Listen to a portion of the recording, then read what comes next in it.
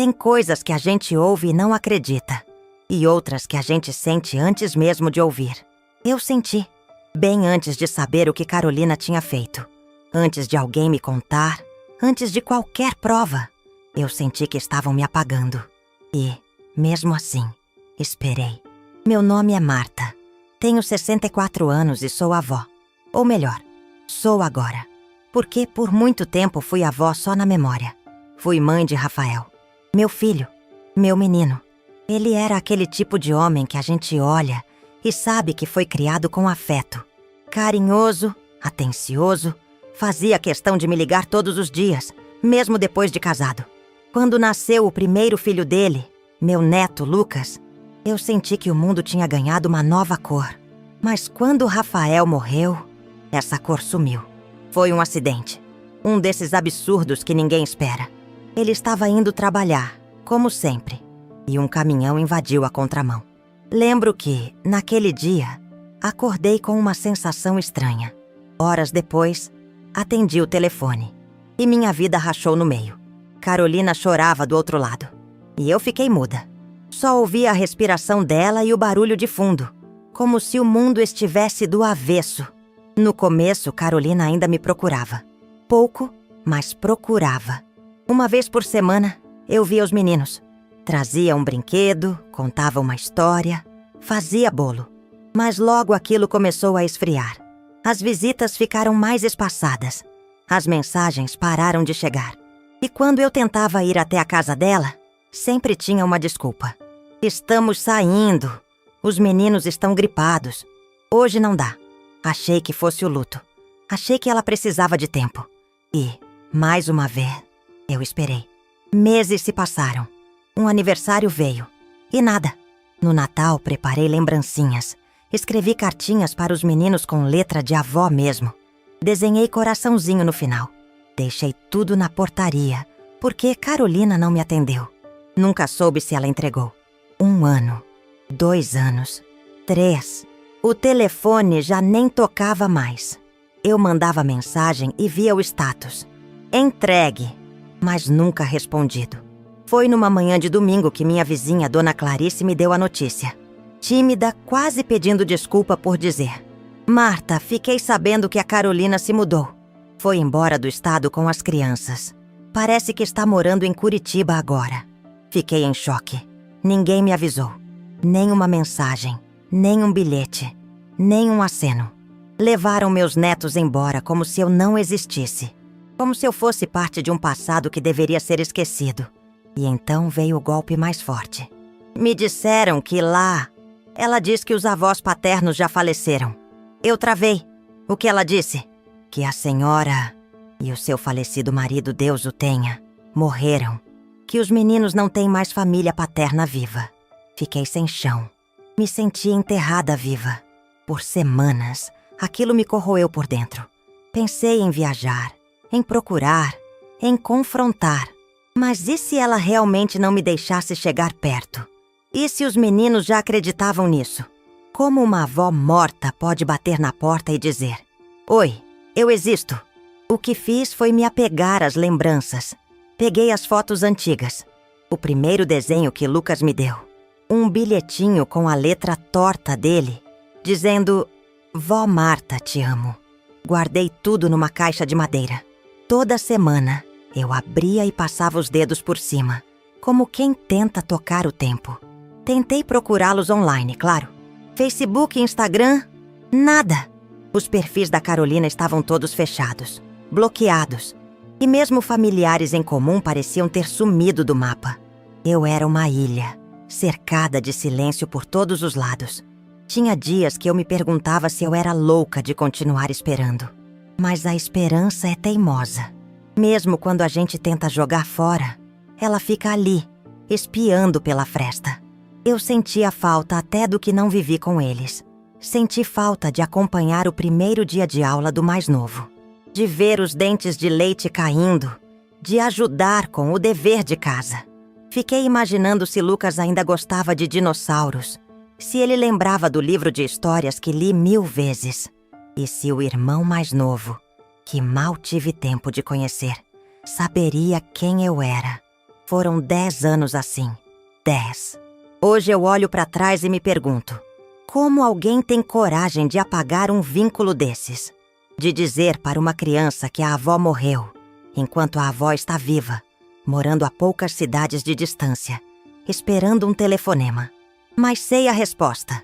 Carolina teve medo. Medo de perder o controle. Medo do amor que não podia controlar. Só que amor verdadeiro sempre encontra uma fresta. E, um dia, ele encontrou.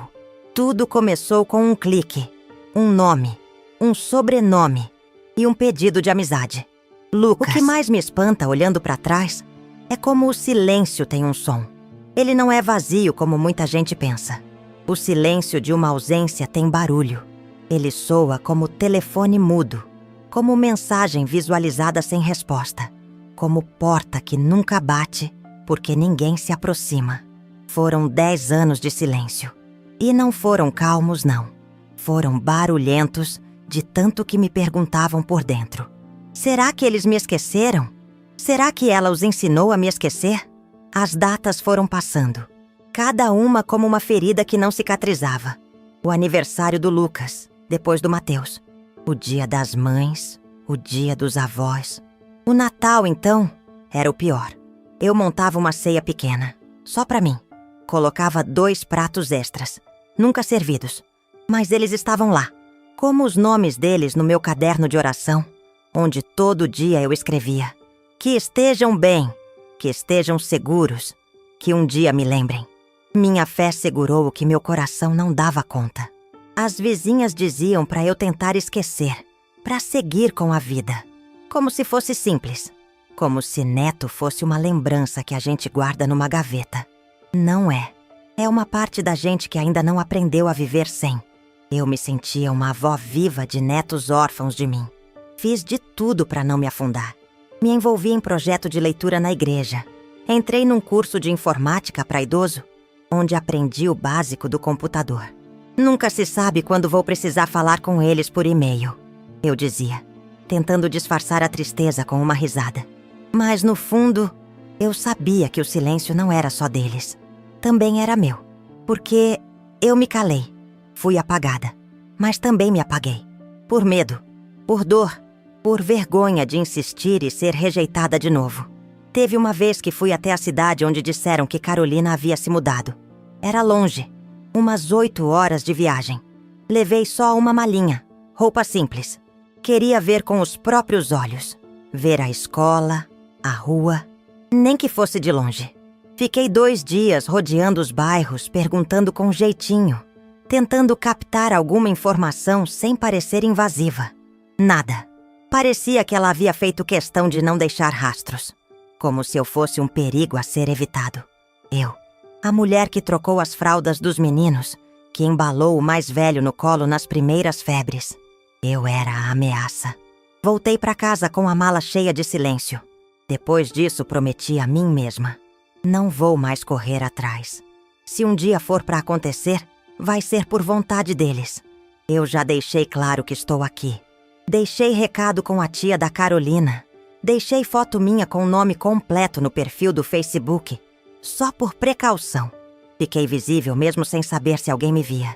E mesmo assim, todo dia era como esperar por uma carta que nunca chegava.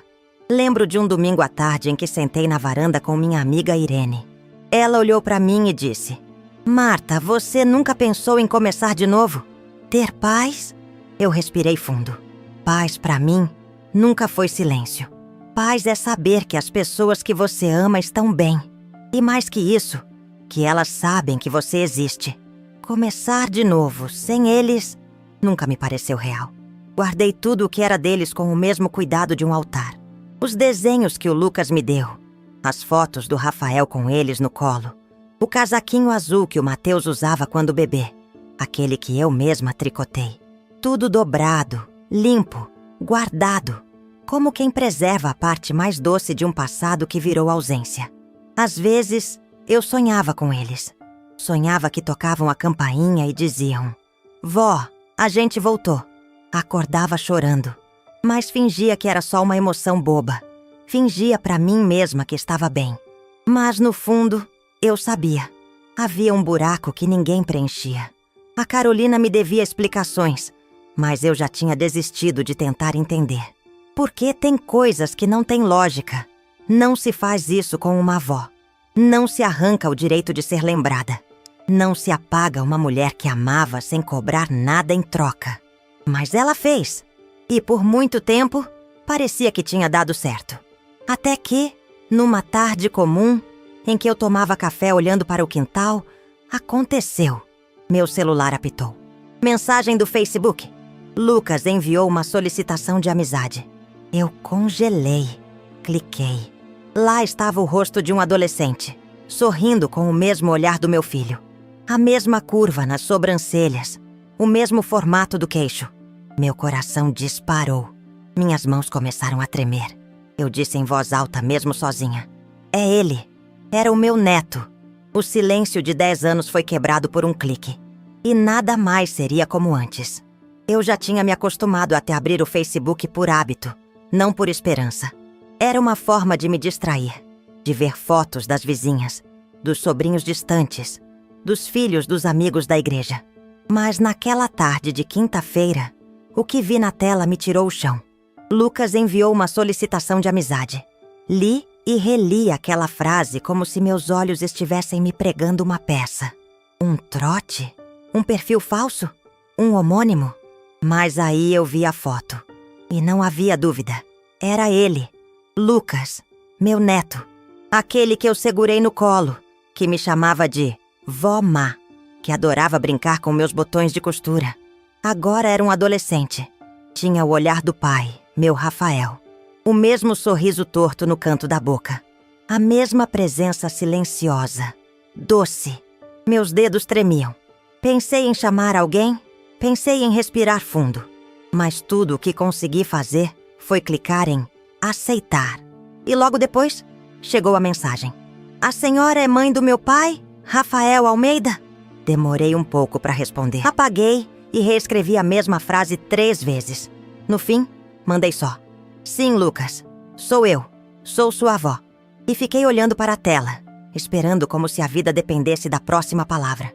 E talvez dependesse mesmo. Ele digitava. E apagava. E digitava de novo. Até que veio outra mensagem. Achei uma caixa com coisas dele. Tinha seu nome em uma carta. E uma foto. Eu não sabia se era real. Minha mãe disse que era assunto do passado. Li aquilo com um nó na garganta. A caixa. Meu nome. A foto. O silêncio da Carolina tinha finalmente quebrado.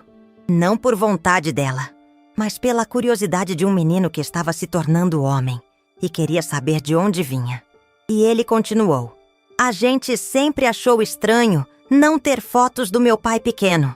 Só depois que eu encontrei essa caixa, percebi que tinha algo errado. Minha mãe não falava sobre vocês. Só dizia que estavam fora da história. Fora da história. Aquilo me doeu. Como se eu fosse uma página arrancada.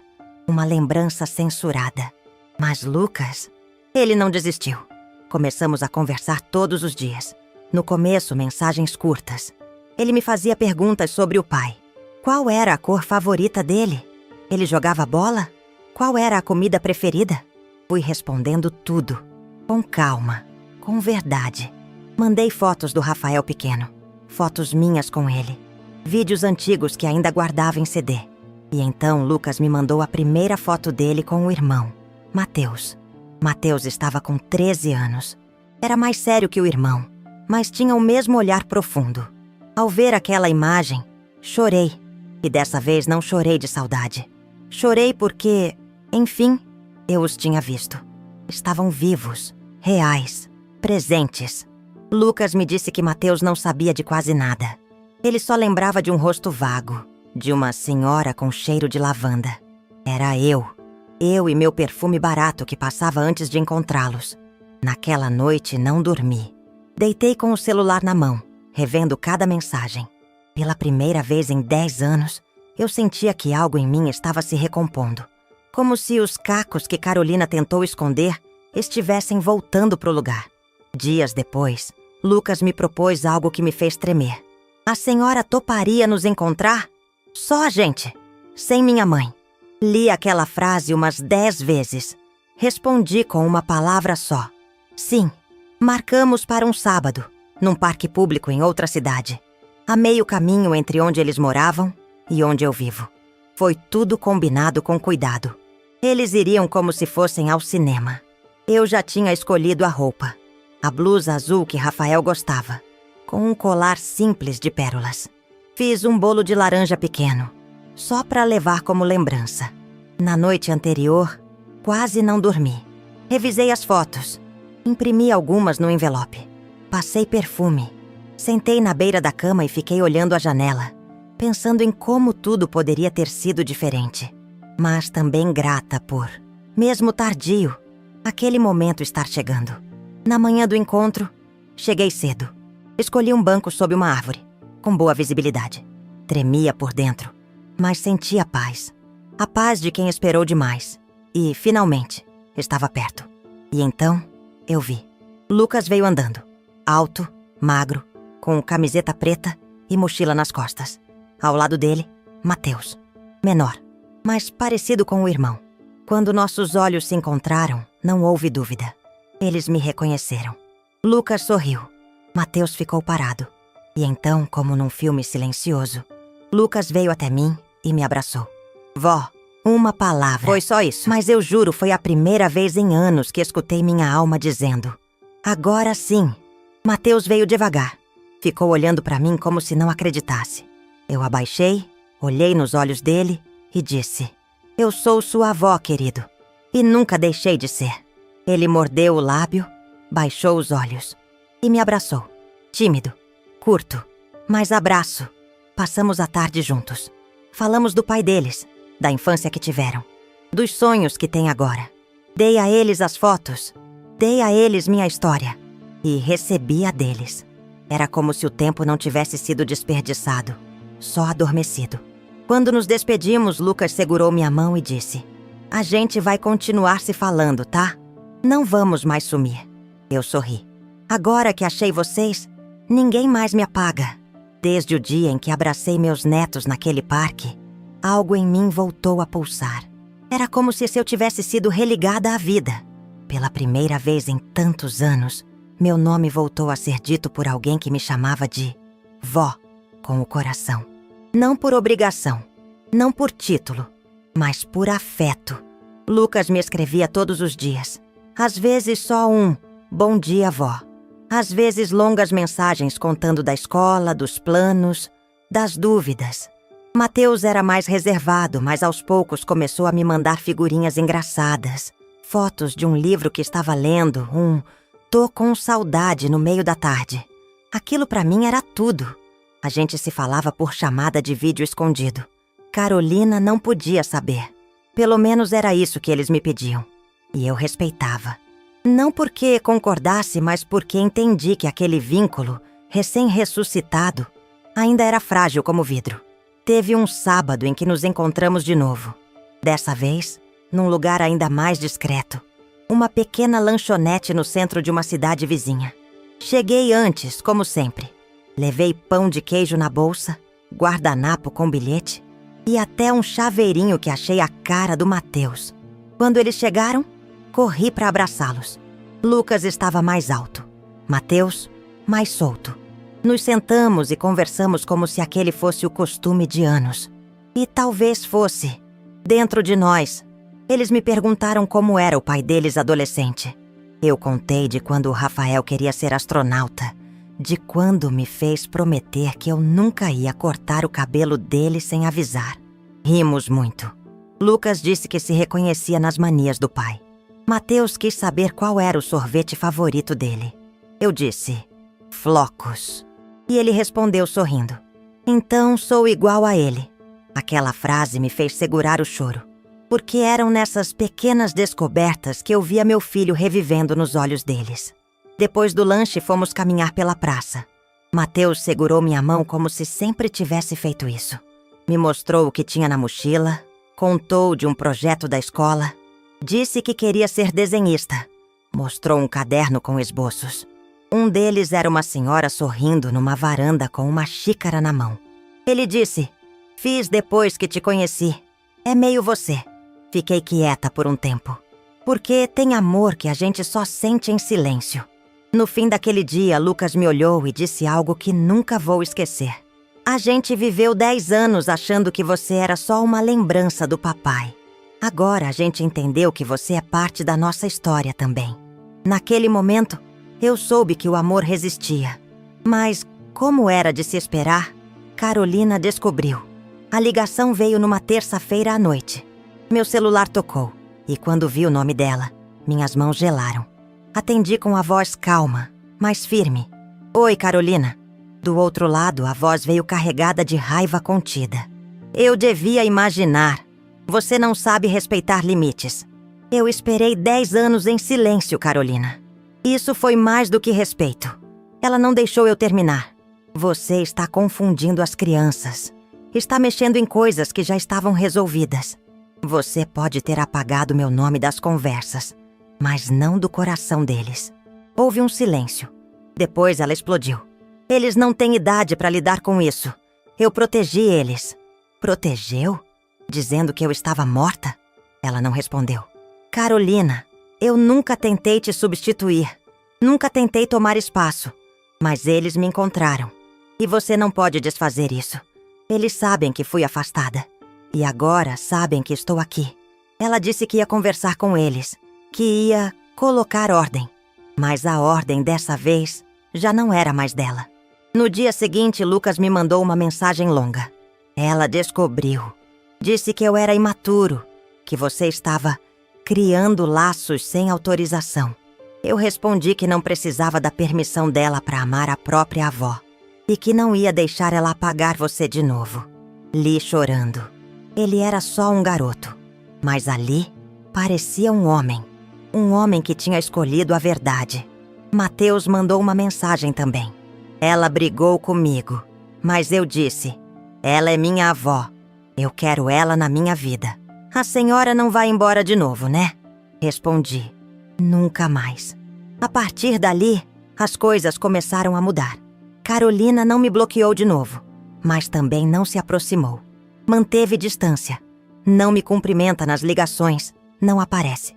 Mas pela primeira vez em 10 anos, eu posso falar com meus netos sem medo. Eles vêm me visitar. Me ligam quando querem. Me pedem conselhos. Não somos uma família perfeita. Ainda tem ferida. Ainda tem silêncio. Mas agora, o silêncio é escolha. E não imposição. Outro dia, Lucas me perguntou: por que a senhora nunca veio atrás da gente com raiva? Eu disse, porque quem ama de verdade, espera. E quem espera com amor, um dia é encontrado. Ele sorriu. E eu, dentro de mim, soube que voltei a existir. Hoje, enquanto preparo o café da tarde com a mesa posta com pão, bolo de cenoura e um suco natural que Mateus gosta, olho para a cozinha com um tipo de tranquilidade que não sentia há anos. Tranquilidade de quem tem para quem servir. De quem sabe que vai ouvir passos vindo da sala. Risos de vozes jovens ecoando por entre móveis que antes conheciam apenas o silêncio. Lucas e Mateus vêm hoje. Sem segredo. Sem esconder. Sem medo. Tem dias em que eu ainda me pego revivendo tudo. O tempo que perdi, as palavras que não ouvi, os aniversários que passei sozinha. Mas agora, a dor vem diferente. Vem mais leve. Vem com cura. Depois do confronto com Carolina, as coisas se ajeitaram. Não do jeito ideal. Ela ainda é distante, seca. Evita contato comigo, mas não impede mais. Ela entendeu, mesmo que contra a vontade, que havia uma parte da história que ela não podia mais controlar. Uma verdade que, mesmo sufocada, encontrou caminho. Hoje os meninos vêm sozinhos. Pegam o ônibus, me avisam com antecedência. Já conhecem o portão, já têm até a cópia da chave. Isso me emociona mais do que qualquer presente. Porque ter a chave de uma casa é ter permissão para entrar. Mas no meu caso, é também a devolução simbólica de algo que me foi tirado por anos. O direito de estar. Teve um dia em que Lucas, já com mais confiança, me pediu para contar como foi o dia em que o pai dele nasceu. Ele queria detalhes. Me fala do hospital, da roupa que ele usava, de como você se sentiu. Eu contei tudo. Falei do lençol rosa claro da sala de parto, da primeira vez que peguei o Rafael nos braços, do choro dele que me deixou muda de emoção. E vi, nos olhos do meu neto, uma lágrima tentando se esconder. Ele queria conhecer o pai não como herói, mas como menino. E eu era a única que podia dar isso a ele. Mateus, mais calado, me ouviu contando essa história.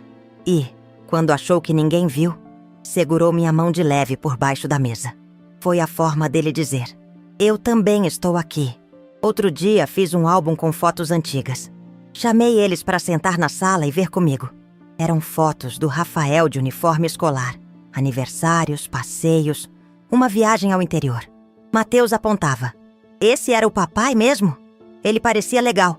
E Lucas dizia: ele era. E agora a gente sabe mais dele. Carolina ainda evita olhar essas imagens.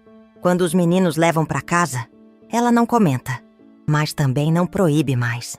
Eles disseram que ela está diferente, mais fechada, mas que não discute tanto quanto antes. Aos poucos, a casa foi voltando a ter sons de família. Risadas no corredor, conversas em voz alta, cheiro de comida que alimenta mais do que o estômago. Eu reaprendi a fazer pão de queijo. Me atualizei nas gírias deles. Eles me ensinaram a usar os emojis certos e até me colocaram num grupo no WhatsApp chamado Time da Avó. Outro dia, num domingo de sol, fomos juntos ao cemitério visitar o túmulo do Rafael. Levei flores. Lucas levou uma carta. Mateus deixou um desenho. Ficamos ali em silêncio, cada um com suas lembranças, suas saudades, seus pedidos não ditos. Na volta, Lucas me disse: eu achei que a gente nunca ia saber quem você era. Mas agora acho que meu pai sorri por ver a gente aqui com você. Eu segurei as lágrimas, porque tudo o que fiz na vida desde que Rafael partiu foi por esse momento. Reconstruir, com cuidado, com verdade. Outro dia, Mateus me disse baixinho, enquanto arrumávamos a mesa: vó, a gente devia ter vindo antes, né? Eu respondi com um sorriso: vocês vieram na hora que o coração de vocês pediu. E para mim, isso vale mais do que qualquer tempo perdido. E hoje, ao ver eles entrando pelo portão, mochila nas costas, os dois sorrindo, eu entendo que não sou mais só memória na vida deles. Sou presença. Ainda tem dias em que me pego olhando pro céu e dizendo pro Rafael: eles chegaram, meu filho. Tão aqui comigo. E nesse instante me sinto inteira. Carolina tentou me apagar. Escreveu uma história sem o meu nome. Mas o afeto, mesmo quando sufocado, deixa rastros. E o amor de verdade sempre encontra caminho. Ela disse que eu tinha morrido, mas eu fui o amor que sobreviveu.